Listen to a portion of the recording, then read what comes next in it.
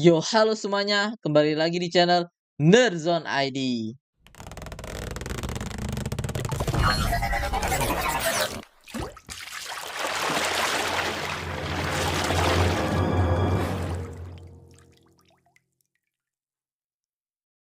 Nah, balik lagi di Nerd Talk ya. Udah lama banget aku nggak bikin Nerd Talk kayak gini. Kayaknya udah sebulan, malah sebulan lebih kayaknya. Udah lama lah aku nggak bikin video, karena memang lagi fokus kuliah. Di sini aku udah semester 6 perkuliahan, jadi harus fokus dulu biar tepat waktu lulusnya, nggak telat. Jadi aku harus fokus kuliah dulu.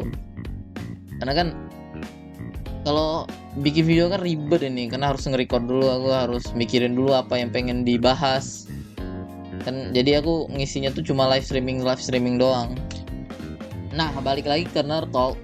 Kali ini aku bakal ngebahas anime baru, lebih tepatnya anime Gundam baru, yaitu Gundam G-Kyoks yang dibuat dan ditulis langsung oleh Hideaki Anno, yang juga pernah ngebuat anime mecha terkenal banget yang sampai sekarang kayaknya masih terkenal banget, yaitu Evangelion.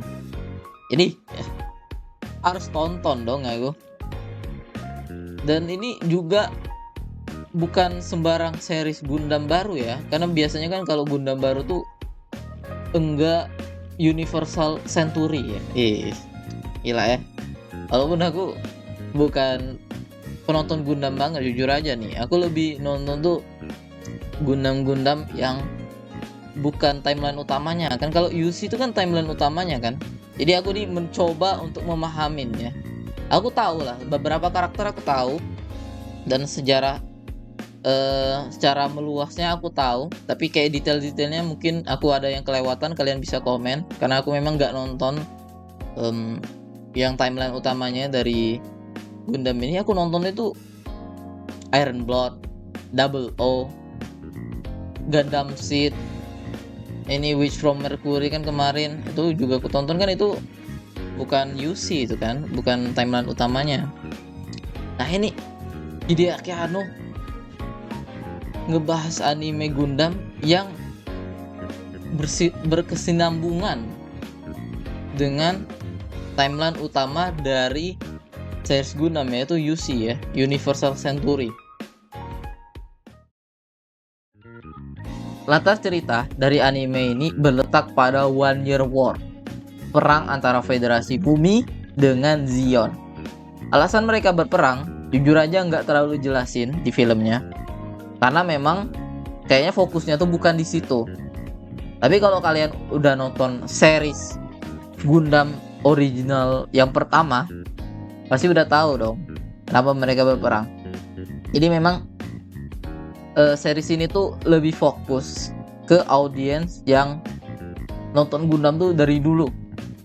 Tapi tenang aja, kalau kalian kayak aku yang nggak nonton series Gundam original yang pertama, tetap masih bisa nikmatin, karena sekali lagi memang fokusnya tuh bukan di situ.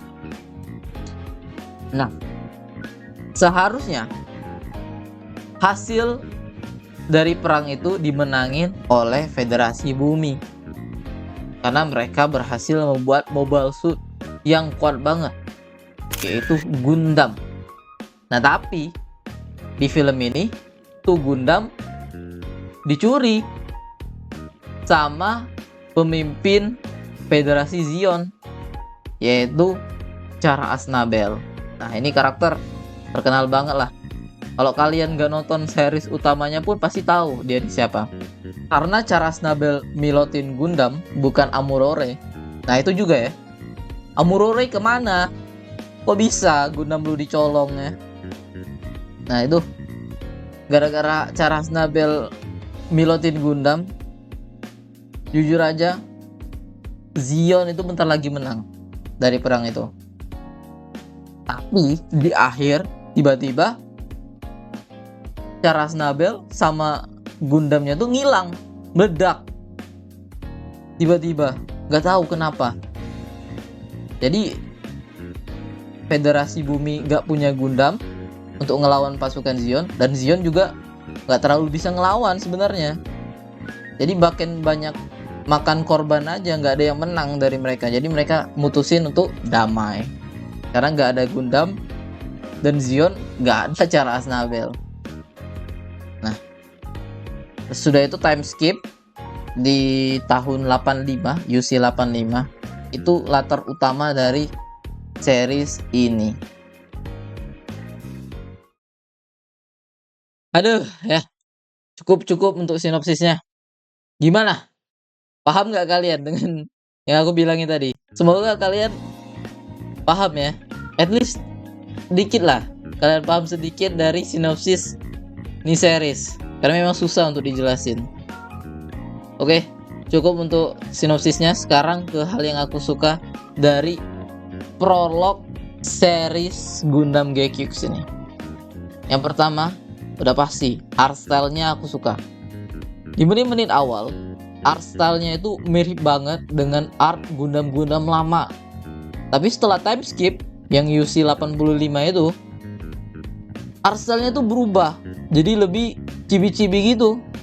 Yang kayak di reactionku, aku bilangnya kan mirip art style Pokemon. Karena itulah banyak yang berteori, termasuk aku juga, bahwa nih series tuh tentang parallel universe. Tapi sejauh ini diperlihatin nggak paralel. Tapi who knows? Karena perbedaan artnya itu jelas banget, terlalu jelas sih. Pasti ada maksud tersendiri tuh di situ, menurutku. Kedua, soundtracknya as always ya, bagus. Sama kayak artnya juga. Ini soundtrack kebagi dua, sebelum time skip sama sesudah time skip. Kalau sebelum time skip itu lebih ke arah soundtrack orkestra perang gitu. Tapi setelah time skip berubah lebih ke arah EDM soundtracknya.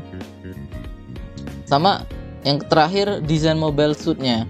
Desain mobile suitnya tuh keren sih menurutku. Banyak yang bilang aneh ya, memang beda banget secara looks. Tapi aku suka sih. Penampilan baru dari RX-78-nya juga suka aku. Lebih ramping gitu kan. Sama terutama Gundam utamanya dong dari series ini, yaitu Gundam Gekyux. Yang beda banget looksnya dengan Gundam-Gundam yang terdahulu. Tapi aku suka sih. Nah, permasalahan utama yang aku temuin dari prolog series Gundam Gekyux ini adalah fasenya yang terlalu cepat. Gara-gara fasenya yang terlalu cepat, itu berdampak ke karakter utama nih series yang enggak terlalu disorot, terlalu mengedepankan nostalgia. Menurutku fase flashbacknya itu bisa dipendekin, lebih dipanjangin untuk ngenalin karakter-karakter baru ini. Karena ini kan fokus utamanya dari series ini.